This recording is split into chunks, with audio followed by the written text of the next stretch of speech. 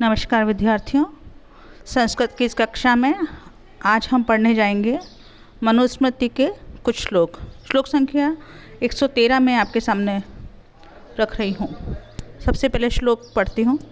विद्यया एव समम कामम मर्तव्यम ब्रह्मवादिना आपत्ति अपि हि घोरायां न त्वम एनाम इरिणे वपेत। विद्यया एव, विद्या के साथ, एव ही, समम साथ ही, कामम भले ही, मर्तव्यम मर जाए, ब्रह्मवादी ना, जो ब्रह्मवादी है, जो ब्रह्म का ज्ञाता है, वेदों का ज्ञाता है वह। आपत्ति अपि, आपत्ति में, अपि भी, ही, किंतु, घोरायाम, घोर में भी, न तू, नहीं करे, इनाम, इस विद्या को, इरिणे, कुपात्र में, वपेत, देना। अन्वय देखते हैं। ब्रह्मवादी ना, जो ब्रह्म का ज्ञाता है, वेदों का ज्ञाता है वह, कामम भले ही, विद्या या समम, जो विद्या उसके साथ है उसके समम, साथ ही, मर्तव्य मर जाए, मतलब विद्या को अपने पास ही रखे, उसके साथ ही मर जाए, किंतु घोरायम, घोर आपत्ति होने पर भी, इरिणे, जो कुपात्र है उसमें, इनाम, इस वेद विद्या को न वपेत, नहीं दे। अर्थात जो कुशिष्य है, बुरी संगत वाले हैं, जो उसका अध्ययन नहीं करना चाहते हैं, उन शिष्यों में अपनी विद्या का वपन नहीं करे, भली विद्या को अपने साथ लेते हुए वह मर जाए। श्लोक नंबर 114 देखिए। विद्या ब्राह्मणम इति आह शेवधे ते अस्मि रक्षमाम असूयकाया माम मा दाह तथा श्याम वीर्यवत्तमा। विद्या ब्राह्मणम, ब्राह्मण के, इति, इस प्रकार से, आह, बोली, शेवधी, शेवधी, रक्षा करें, अस्मि हूँ, रक्ष माम, रक्षा करें, माम मेरी, असूयकाय, असूया करने वाले को, माम, मुझ विद्या को, मा दा, नहीं देना, तथा, जिससे मैं, क्योंकि मैं श्याम बन सकती हूँ, वीर्यवत्तमा, वीर्यशालिनी। विद्या एक दिन ब्राह्मणम, ब्राह्मणम के, इति समीप आह, आके बोली, शे अवधि, संपदा, ते, तुम्हारी, अस्मि हूँ, इसलिए, रक्ष, रक्षा करो, माम, मेरी। असूया काय, असूया करने वाले जो व्यक्ति हैं उसे, माम, मुझको, मा दा, मत प्रदान करना, जो असूया करते हैं उन व्यक्तियों को मुझे, उन व्यक्तियों के समक्ष मेरा ज्ञान नहीं रखना, उन व्यक्तियों को जो निंदा करने वाले हैं उन्हें विद्या का दान नहीं देना, जिससे क्या होगा, वीर्यवत्तमा श्याम, मैं वीर्य वाली, श्रेष्ठ, बलशाली बन जाऊंगी। अन्वय, एकदा, एक बार, विद्या ब्राह्मणम एत्याह, विद्या ब्राह्मण के समीप आकर बोली, अहम, मैं, ते शे अवधि अस्मि, तुम्हारी संपदा हूँ, माम रक्ष, मेरी रक्षा करो, माम, मुझे, असूयकाय, असूया करने वाले व्यक्ति को, माँ दाह, प्रदान नहीं करना, तथा, क्योंकि मैं वीर्यवत्तमा स्यात्, मैं वीर्यशालिनी बनना चाहती हूँ, उत्तम वीर्य वाली बनना चाहती हूँ। श्लोक नंबर 115 देखते हैं। यम एव तु शुचिम विद्या नियत ब्रह्मचारिणम तस्मै माम बुरी विप्राय निधि प्राय प्रमादिने।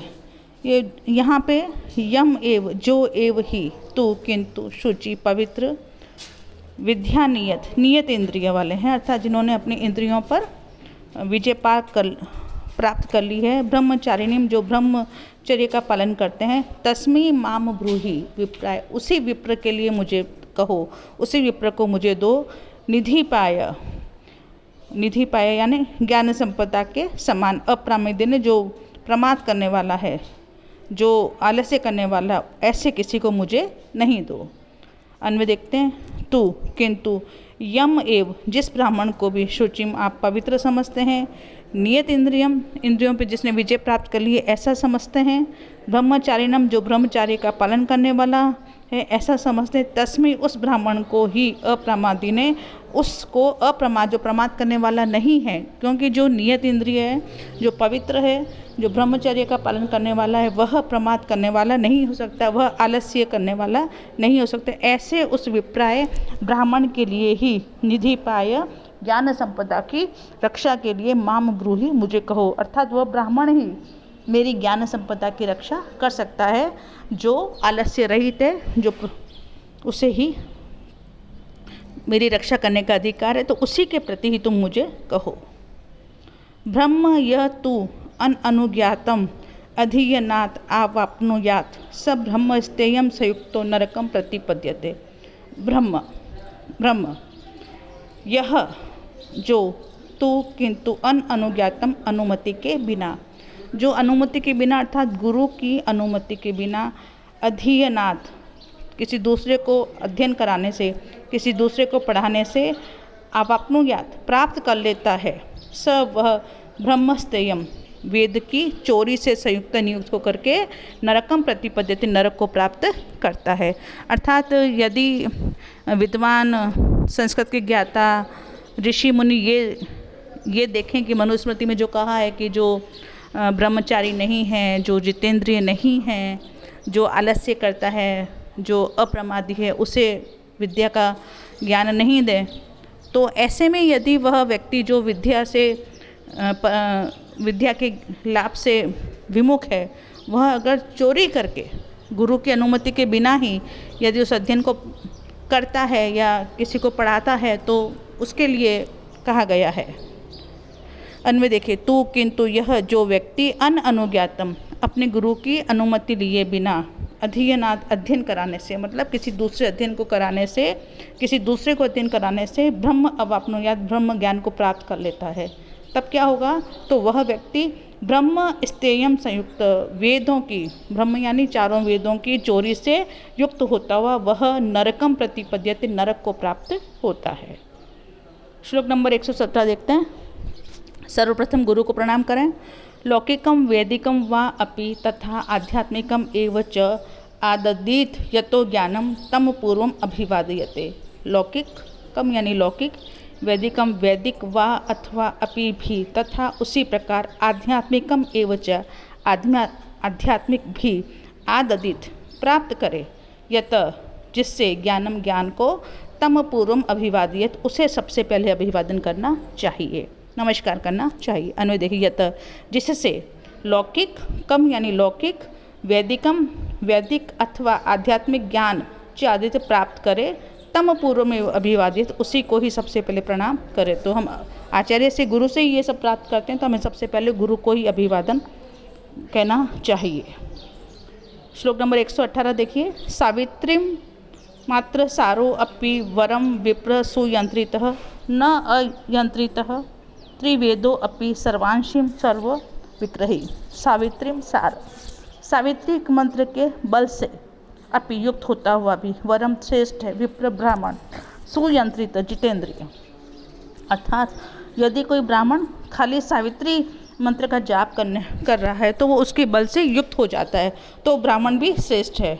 न किंतु अयंत्रित, किंतु जो इंद्रियों को नियंत्रण में रखने वाला नहीं है, वह यदि त्रिवेदो अपि तीनों वेदों को ज्ञाता होने पर भी, सर्वांशी सभी कुछ खाने वाला भी है, सर्व विक्रय सभी कुछ बेचने वाला है, तो भी वह श्रेष्ठ नहीं है। यहाँ पे वेदों की तुलना सावित्री मंत्र से करते हुए ऋषि कहते हैं कि यदि कोई ब्राह्मण सिर्फ सावित्री मंत्र का ही पाठ कर रहा है तो भी वह श्रेष्ठ हो जाता है, और इसके विपरीत यदि कोई ब्राह्मण तीनों वेदों का ज्ञान ज्ञाता है किंतु वह सभी कुछ बेचने वाला है, सर्वांशी सब कुछ खाने वाला है। हमारे यहाँ संस्कृति में शाकाहार को ही महत्व दिया गया, तो यदि कोई शाकाहारी नहीं है, मतलब अगर वो मांस भक्षण भी करता है, सर्व विक्रय और सभी कुछ मदिरा मांस इत्यादि बेचने वाला है, तो भी वह श्रेष्ठ नहीं है, चाहे वह तीनों वेदों का ज्ञाता ही क्यों नहीं। और इस सबके विपरीत यदि कोई एक सिर्फ सावित्री मंत्र के बल से युक्त है तो भी वह श्रेष्ठ है। सावित्री मात्र सार, एकमात्र सावित्री के बल से युक्त सुयंत्रित जितेंद्रिय विप्र अभिवरम, ब्राह्मण भी श्रेष्ठ है, किंतु अयंत्रित इंद्रियों को नियंत्रण में रखने वाला, सर्वांशी सब कुछ मांस भक्षण इत्यादि करने वाला, सर्व विक्रयी मांस मदिरा इत्यादि बेचने वाला, यदि वह त्रिवेद तीनों वेदों का ज्ञाता है तो भी वह श्रेष्ठ नहीं है। श्लोक नंबर 119 देखते हैं।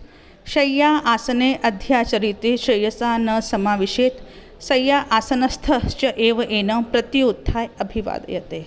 शय्या और आसन दो चीज़ें है, एक तो शय्या जिस पे कोई शयन कर रहा है और आसन जिस पे कोई बैठा है। श्रेयसा श्रेष्ठ के द्वारा, मतलब हमारे गुरु पूजनीय या किसी व्यक्ति ने यदि जो उनकी शय्या या आसन का जो उपयोग कर रखा है उस पे न समावेशित हमें नहीं बैठना चाहिए। अर्थात गुरु के द्वारा या पूजनीय व्यक्ति के द्वारा जो उपयोग में ली गई शैया है या जो आसन है उस पर नहीं बैठना चाहिए। शय्या आसनस्थ च एव एनम, और शैया अथवा आसन पर यदि वह व्यक्ति बैठा हुआ है तो वह क्या करे, प्रति उत्थाय, यदि कोई गुरु आए हैं तो उठ करके ही अभिवादित उनका अभिवादन करे।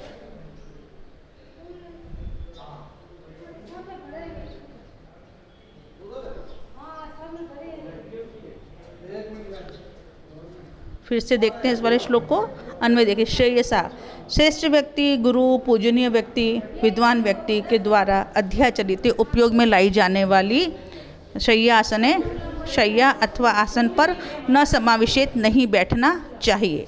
और स्वयं भी और शय्या आसन स्थित शय्या अथवा आसन पर प्रति स्थित यदि है तो वह प्रति उत्थाय उठकर ही इनका अभिवादन करें।